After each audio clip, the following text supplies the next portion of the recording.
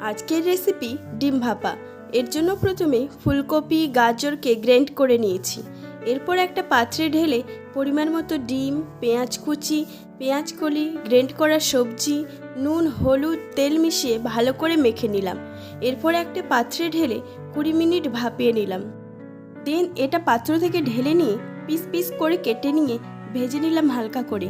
আর কিছু ডিম ঝুড়ো ঝুড়ো করে ভেজে নিলাম।